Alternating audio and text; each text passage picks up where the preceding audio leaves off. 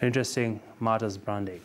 Well, we still have with us here in studio Ken Gishinga to walk us through the week in perspective. We did have him earlier on, of course, just giving us some more insights into the Likoni ferry recovery mission. And Ken, let's dive into matters business now.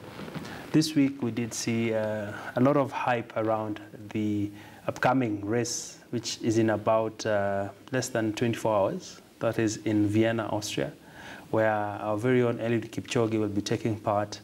Many say this is a historic moment for him and for Kenya and for mankind, for someone to run 42 kilometers in under 2 hours. Perhaps from a branding point of view, where does this place as Kenya as a country? I think it's a great story. If you think of Kenya's brand equity, the fact that everybody tomorrow will be talking about Kenya, will be talking about Eliud Kipchoge, and obviously our athletes have done us proud. I think this is something that can really boost what we call sports tourism, even here in Kenya. People coming to understand what is it that makes Kenyans such great runners. So I think it's a fantastic opportunity. A lot of people on social media are saying how they wish it would have been in Kenya, the race, but it's in Vienna. Yeah. And I think we can talk about that in future. But I think for me, this is going to be a huge moment for the country. Speaking about a huge moment, we did see mobile phone service provider Safaricom coming in to announce that for the next 7 days, their M-Pesa logo will change to Eliud.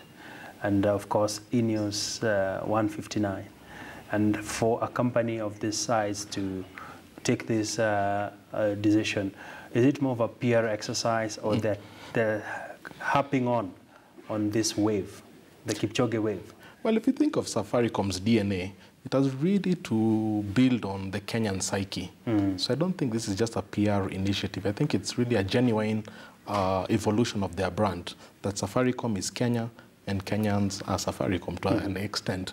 I think it's great for Eliud Kipchoge as an individual.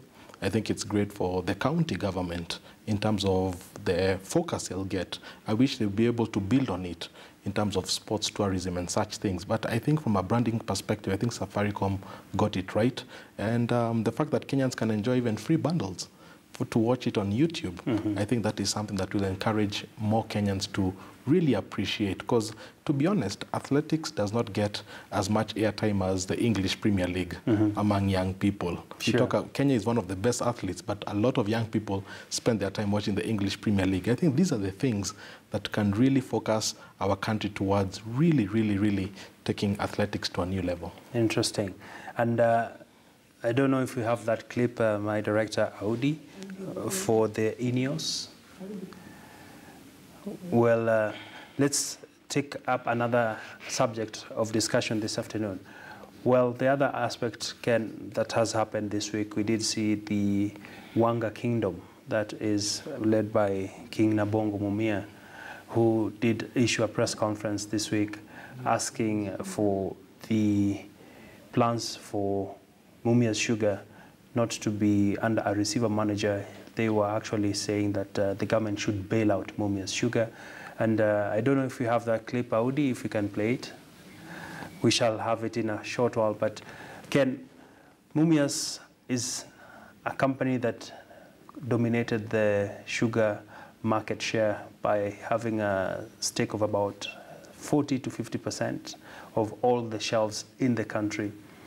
Mumia's is now a shell of its former self. Before I get your reaction to this, I'd like us to listen in on what Nabongo had to say.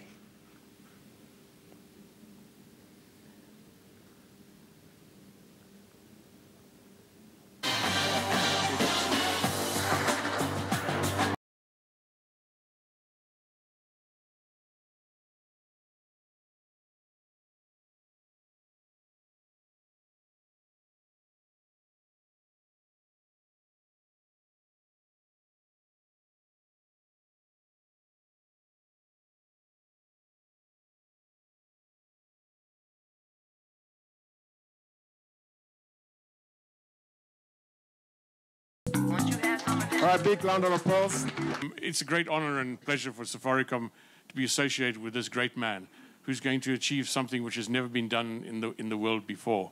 And for Safaricom to be associated is very apt and appropriate, because if you look at what we have done as Safaricom with M-Pesa, never been done in the world before, this man now is going to achieve something even greater than that.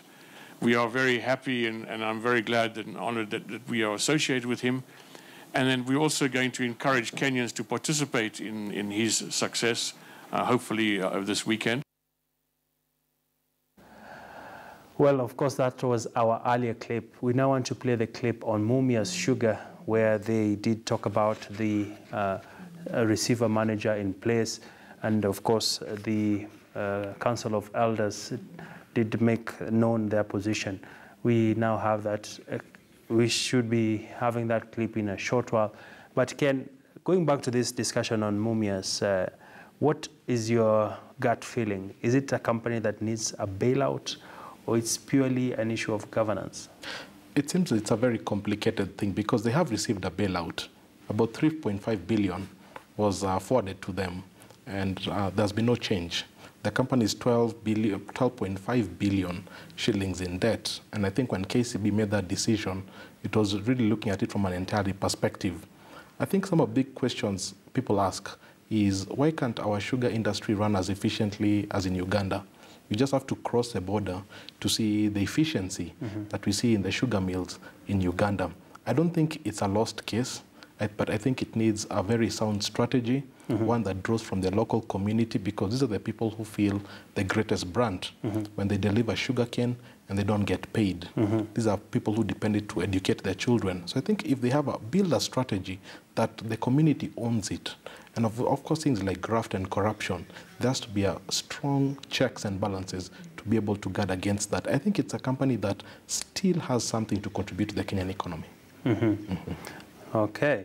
And Ken, let's shift attention now to another subject that dominated news this week, and that is on matters to do with the Zamara pension report, where we did see the company indicate that we've seen a surge in the uptake of pension savings in the country.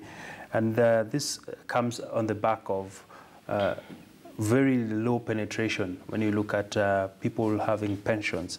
And by our pension industry growing, what does this mean for the Otieno's, the Wanjikus, in terms of government and borrowing? Well, obviously, I think the biggest conversation has been a lot of pension funds go into government securities, into bonds and bills. When I read that report, I think it had some interesting pointers. But the key question is, how do we capture the ordinary mwananchi? Because if you look at the numbers, the penetration numbers, they may seem large in terms of individual numbers, but in terms of penetration, it's still quite low. So I think moving forward, there's been a thinking of how do we formalize more and more of our informal sectors so that more and more people become part of it. Because earlier this week, we saw a headline by one of the business newspapers saying that almost only 1.5 million accounts in Kenya have more than 100,000 shillings in savings. So our savings culture is still deteriorating, obviously because of the tough economic times. But the question is, once these SMEs that you've been covering, how do we formalize them so they start participating into some of these things that can really safeguard some of their futures? I think that's the tough nut that is yet to be cracked in the industry. Interesting. And Ken, for companies, do they have sufficient scope to further develop products that are microcentric, like targeting people in, like we saw earlier, Kenyatta Market, where you can save and get something decent in your old age, rather than just relying on the working class, the people who are in suits, and yet there's perhaps a bigger market out there other than focusing on this niche they have clung onto without looking at the other side of the coin? I believe they see the opportunity. However, I think they look at the cost of even administrating such a scheme. It would be very expensive for them. So I think for me, it really goes back to innovation and technology. How can we leverage technology so that the cost of administrating these micro schemes are much, much cheaper? And I've always said, the amount of energy we put into lending apps, we need to put into savings apps. There are so many mobile lending apps that give Kenyans cash, but there are very few proper savings apps. So we need to have more of the fintech people looking at how can Kenyans save more, because those are the savings that we can link to future investments. Okay. And